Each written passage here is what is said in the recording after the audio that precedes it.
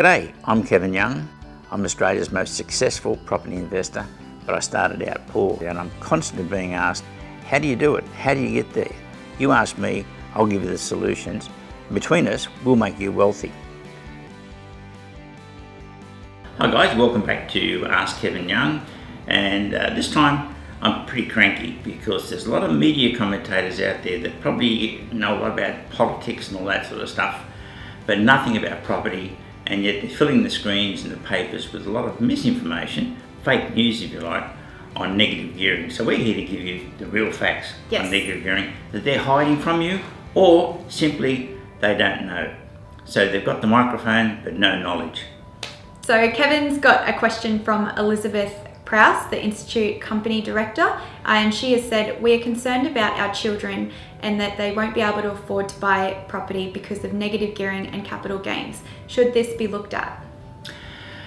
Well, this is where we need knowledge, because that's completely wrong, because in this last 10-year period, because of investors, we've had lower property growth than we had in the previous 10 years.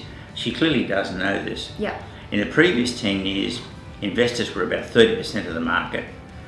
In the last 10 years, they're 50% of the market. So it's our banana story. They've bought a lot of bananas into the store. They bought and bought and bought. So that has contained the price growth. So far from the media being alarmist, they should be saying, isn't it great, the last 10 years have seen very low capital growth in properties. And they have. Very low increase in rents, and it has.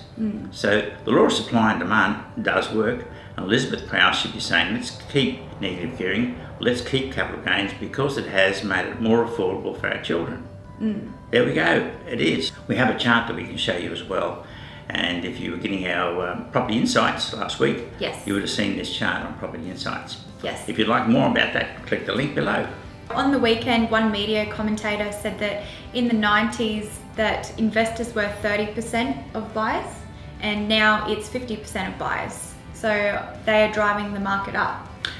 Well, again, this is simply not knowing the facts behind the story, because in the 90s, when investors were 30% of the buyers, property prices were greater. So they're screaming about Sydney being 16% last year. In 2002, the rise was actually 22%. So only 30% of the buyers were investors. So there was little bananas coming into the store, so the prices rose more than now, and they rose to 22%. But now, 50% of the buyers are investors. That means there's a lot more bananas coming in the store. So the facts are quite the reverse of what this media commentator said. It's investors flooding into the market that have brought more supply into the market, which have given, in the last 10 years, price growth, wait for it, price growth, wait for it, half what it was in the previous 10 years. So where is the housing affordability crisis? And believe it or not, in the club, we can get you into a property for just $4,000. We couldn't do that ages ago. We can do it now. So where's the housing affordability crisis? There isn't one. There's an education crisis because of poor media commentary. Get the commentators on property who are experienced, not people who are financial people in the media or paid for by the banks that don't know property. Yeah, they have to be in property to know how to comment on property. That's a good saying. You've got to be in property to know property. So we've debunked the media and they're not following all the facts. So Kevin, what do you suggest that they should do to contain property prices?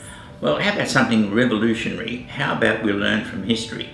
And we've learned from history over the last 10 years, more investors into the market have actually halved the rate of capital growth in property. So it's good. We don't have a housing crisis. So what we need to do is encourage investors into the market. Therefore, we've got to abolish the APRA's attack on investors. That has just caused the Sydney market to go for an extra year longer than it should have because of the lack of supply. So let's encourage investors into the market, wind back these rate increases that APRA have forced onto all the investors, and make the banks pass on the 1.5% that the RBA have dropped that's sitting in their coffers. And half of that money, you know, goes to overseas investors. It doesn't get circulated through Australia. So there's a solution, APRA. Stop what you're doing and reverse it, and we'll have less capital gain and less rent increases, as we've enjoyed over the last 10 years. So again, to them and the people in politics, There is no housing crisis. We've solved it. We've solved it with investors. So, there we go. Okay, so if you like what you've heard here, and you won't see it in the media, but you get the facts here, what should they do, Roxy, to get more information? Yes, so stay up to date with each of our episodes. We release them each week, and you can find them on Facebook. So give Kevin Young a like, and be sure to like the video too. And of course, Roxy, you put a lot of good facts and figures into the Facebook and all those social media. Yes. So you keep on learning. Yep, keep on learning, guys. Thank you.